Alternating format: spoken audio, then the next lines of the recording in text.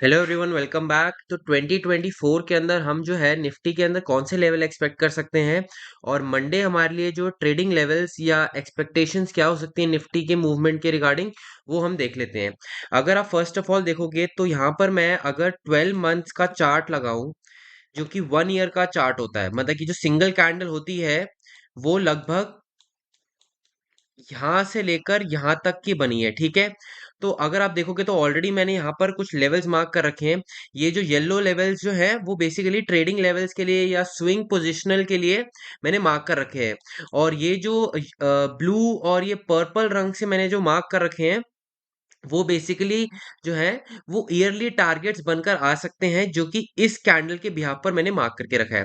अगर आप यहाँ से इस कैंडल के हाई से लेकर इसको बॉटम को कंसीडर करोगे तो आपके पास यहाँ पर ये देखोगे ये 1.618 का एक एक्सटेंडेड लेवल आता है, जो कि फिबोनाची के बेसिस पर यहाँ पर आ रहा है अप्रोक्सीमेटली 24,902 के आसपास का आ रहा है।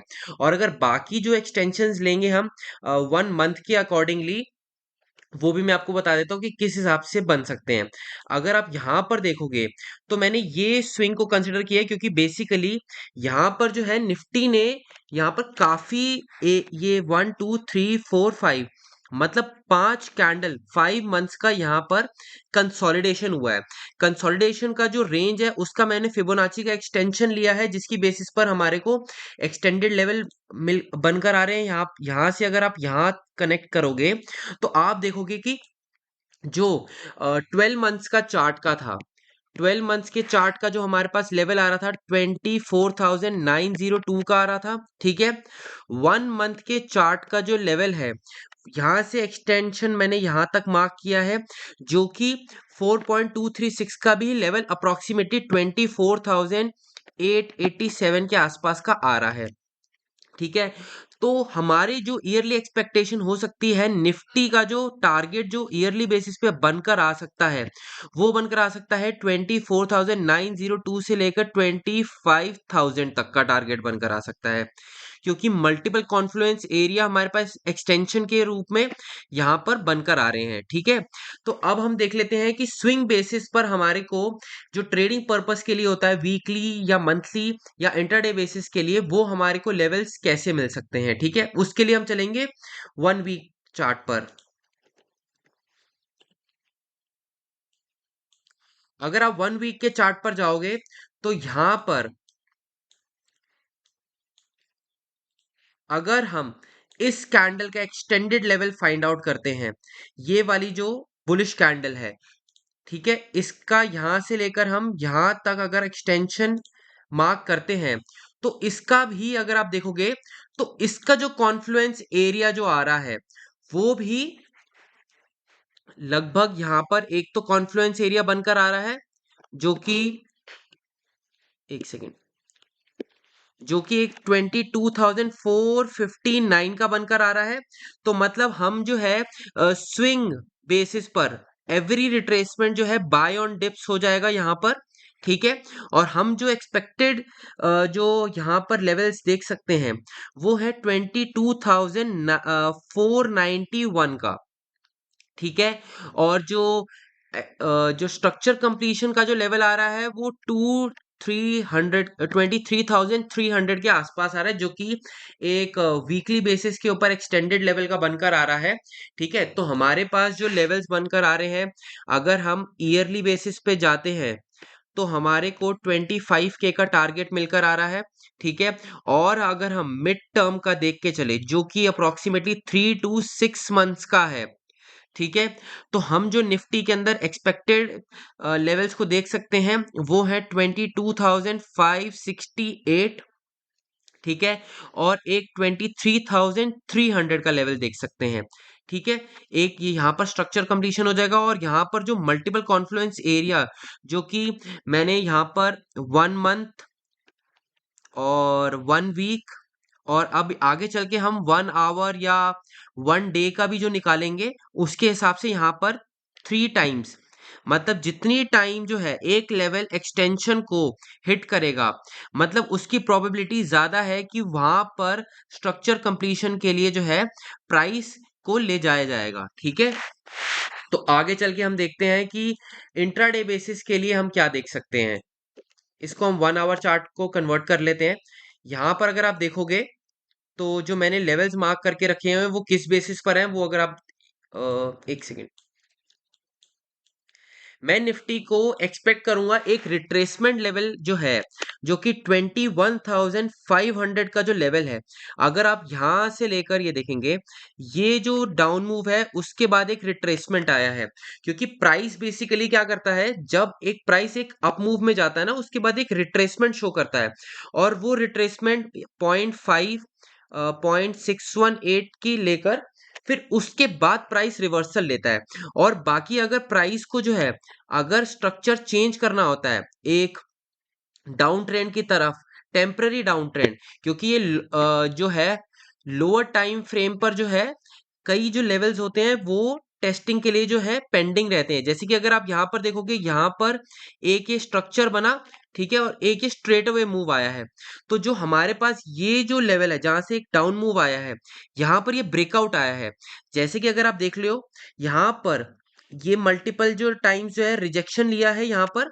तो यहाँ पर अगर ये ब्रेकआउट आया प्राइस का, जैसे कि यहाँ पर आप देख रहे हो, यहाँ पर कंसोलिडेशन हुआ, ये गैप अप मार्केट हुआ है, बट यहाँ पर प्राइस को स्ट्रक्चर कंप्लीट करने के लिए यहाँ पर प्राइस आया है। तो डेफिनेटली एक बारी या तो हम इसके अंदर जो एक्सपेक्टेशन हमारी रहेंगी वो ये रहेगी कि 596 और एक 21,496 का जो लेवल है वो एज अ पेंडिंग स्ट्रक्चर मैं एक्सपेक्ट करूंगा निफ्टी को यहाँ पर टेस्ट करने के लिए। बाकी अगर आप यहाँ से ये अगर मैं आपको शो करूं यहाँ पर, तो यहाँ से अगर देख लो, यहाँ से लेकर ये जो मैंने फिबोनाची का एक्सटेंशन लगाया है, यहाँ पर एक 4.236 का लेवल आ रहा है। ठीक है, 4.236 का जो फिबोनाची का जो होता है वो मैक्सिमम एक्सटेंशन होता है, जो कि हमारे को एक स्ट्रक्चर कंप्लीशन देता है, और साथ ही साथ जो है वो प्राइस का सैचुरेशन पॉइंट होता है। ठीक है, और अगर यहाँ पर अगर आप निफ्टी के अभी करंट सिनेरियो के हिसाब से देखोगे, तो यही लेवल था जहां पर निफ्टी ने क्लोजिंग दी थी। ठीक है, क्लोजिंग के बाद जो है मार्केट ने गैप अप ओपनिंग दी थी। देखो यहाँ पर हो सकता है कि प्राइस जो है यहाँ पर टेस्ट करने के बाद एक अपमूव दे और एक फेक ब्रेकडाउन देके, जो कि एक यहाँ पर लोअर लो फॉर्मेशन हो जाए, बट आरएसआई को आपको उस समय ट्रैक करना है। हो सकता है कि आरएसआई के अंदर जो स्ट्रक्चर बन जाए वो हायर लो का बन जाए। जैसे कि प्राइस के अंदर एक कॉन्सेप्ट होता है डाइवर्जेंस का, डाइवर्जेंस के अंदर ये होता है कि प्राइस नीचे आता है, ऊपर जाता है, फिर नीचे आता है। ठीक है, उसके बाद जो है यहाँ पर लोअर लोस की फॉर्मेशन हो जाती है। ठीक है, but RSI relative strength index के अंदर क्या होता है, नीचे आता है, ऊपर जाता है, बट प्राइस तो लोअर लो बनाता है, बट यहाँ पर आरएसआई जो है वो हायर लो बनाता है। ठीक है ना, तो जिसकी वजह से प्राइस में डाइवर्जेंस लेकर प्राइस जो है वो एक बुलिश मूव के लिए रेडी हो जाता है। ये होता है ट्रैप क्रिएशन यहाँ पर।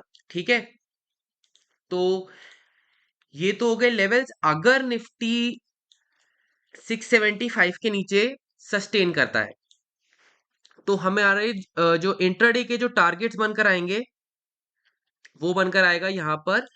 ये अगर आप देखोगे, यहाँ पर प्राइस ने हॉल्ट लिया है और एक गैप अप ओपनिंग हुई है, और यहाँ पर 3.618 एंड 1.618 का जो लेवल आ रहा है। बट मेजॉरिटी वाइज जो हम है प्राइस के स्विंग को इंपॉर्टेंस देंगे, और लगभग यहाँ पर 636 एंड 646 10 पॉइंट्स का ही डिफरेंस है। तो ठीक है, हम यहाँ पर 646 के एक्सपेक्टेड टारगेट्स लेंगे, जो कि है 30 पॉइंट्स का। ठीक है, बट आपको यहाँ पर ये चीज जरूर देखनी है कि टाइम फ्रेम कौन सा है और कैंडल की स्ट्रेंथ क्या है ब्रेकडाउन की। ब्रेकडाउन की स्ट्रेंथ का मतलब ये है कि सपोज प्राइस यहाँ पर आ रहा है, ठीक है, प्राइस यहाँ पर आने के बाद अगर ब्रेकडाउन दे देता है, 660 के आसपास कैंडल की क्लोजिंग होती है, और 690 के पास जो है ये कैंडल की फॉर्मेशन स्टार्ट होती है। तो यहाँ पे 30 पॉइंट्स का तो यहीं पर ही हो गया।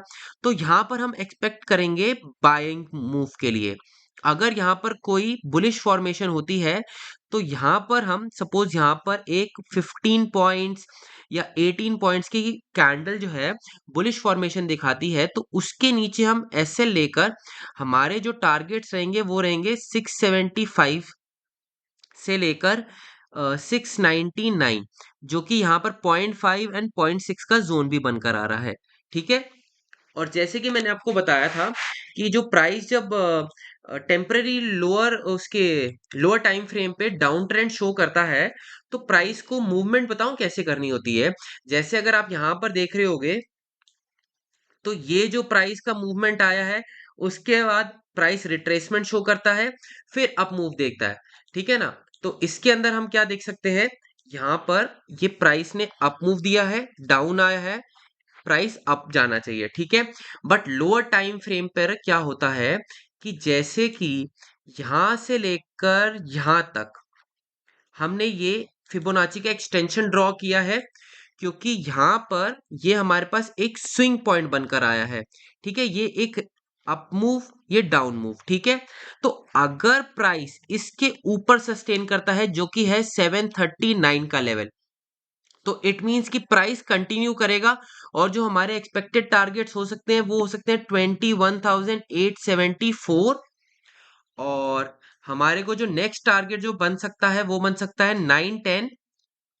ये मैं इंटरडे बेसिस के लिए बता रहा हूँ, और जो एट द मैक्सिमम हम यहाँ पर जो एक्सपेक्ट कर सकते हैं वो है 952 का। ठीक है, तो हमारे पास जो टारगेट जो अपसाइड के लिए बनकर आ रहे हैं, अगर निफ्टी 739 के ऊपर सस्टेन करता है, तो हमारे पास जो टारगेट बनकर आएंगे वो आएगा 21,874। ठीक है, 21,911 और 21,952, ये अपसाइड के लिए हमारे टारगेट्स बनकर आएंगे। और जैसे कि आपको मैंने बताया, ये नीचे आकर ये 0.5 और 0.6 का रिजेक्शन है। अगर ये लो ब्रेक हो जाता है यहाँ पर कंसोलिडेशन के बाद, तो इट मींस कि प्राइस जो है वो अपने दूसरे Fibonacci lower time frame down trend को फॉलो करना स्टार्ट करेगा। वो फिर जो अपने जो पेंडिंग स्ट्रक्चर है लोअर टाइम फ्रेम पर, उसको वो फुलफिल करेगा। ठीक है, तो हमारे जो नीचे के जो टारगेट्स बनकर आएंगे, जैसे मैंने आपको बताया, एक तो 646 का है, और उसके बाद है 596, और एक है 496 का। ये लेवल्स जो है हम एक्सपेक्ट कर सकते हैं निफ्टी को अंदर। ये हमारे लिए बेसिकली एक ये रहेगी रेंज यहाँ पर, कि 739 के ऊपर हम बुलिश जा सकते हैं, और 675 के नीचे हम बेरिश हो सकते हैं। बाकी ओवरऑल मैंने आपको हायर टाइम फ्रेम बेसिस के ऊपर मैंने आपको टारगेट्स वगैरह बता दी हैं। तो अगर आपको वीडियो अच्छा लगा हो तो please do like share and subscribe. Thank you.